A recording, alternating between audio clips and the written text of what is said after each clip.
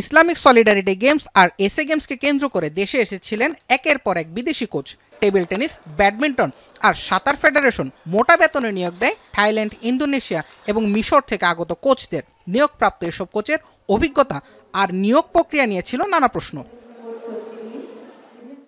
তবে SA games স্থগিতের ঘোষণা আসার পর থেকেই বিদায় নিয়েছেন এসব কোচ। নিয়োগের মতো বিদায়ের সময়ও কোচ নিয়ে থেকে গেছে নানা প্রশ্ন। কেবলমাত্র আর্থিক সামর্থ্য না থাকায় ক্যাম্প পরিচালনা থেকে সরে এসেছে ফেডারেশনগুলো।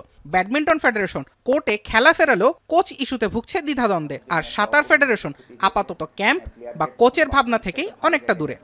3 মাস পরে প্লেয়ারগুলো কিন্তু স্টপ হয়ে গেল, আমরা কোচও পাঠাতে বাধ্য করলাম।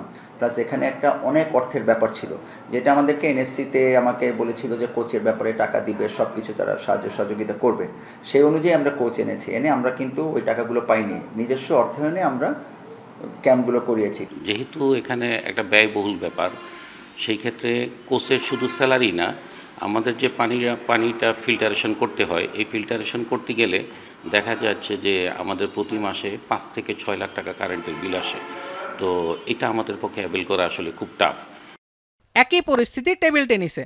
পদকজয়ী তারকা জাভেদ আহমেদ জানালেন, নতুন কোচ নিয়ে আলোচনা চললেও নিয়োগ থেমে আছে আর্থিক জটিলতার প্রশ্নে। এখন এখানে একটা বাজেটেরও একটা ব্যাপার থাকে, একটা বাইরের থেকে কোচ আনতে গেলে তার হোটেল ফেয়ার, তারপরে সবকিছু মিলিয়ে আর কি বড় একটা বাজেটেরও ব্যাপার থাকে।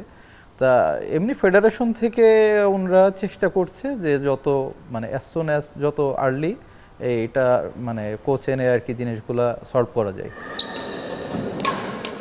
দেশের ফেডারেশনগুলো কোচ কিংবা নিজস্ব সমস্যা সমাধানের জন্য পুরোপুরি জাতীয় ক্রীড়া পরিষদের উপরেই নির্ভর করে। দীর্ঘদিন ধরে কার্যক্রম পরিচালনার পর নিজস্ব আর্থিক উৎস তৈরি করতে না পারাকে অবশ্য নিজেদের ব্যর্থতা মানতে নারাজ এসব কর্তা ব্যক্তিরা।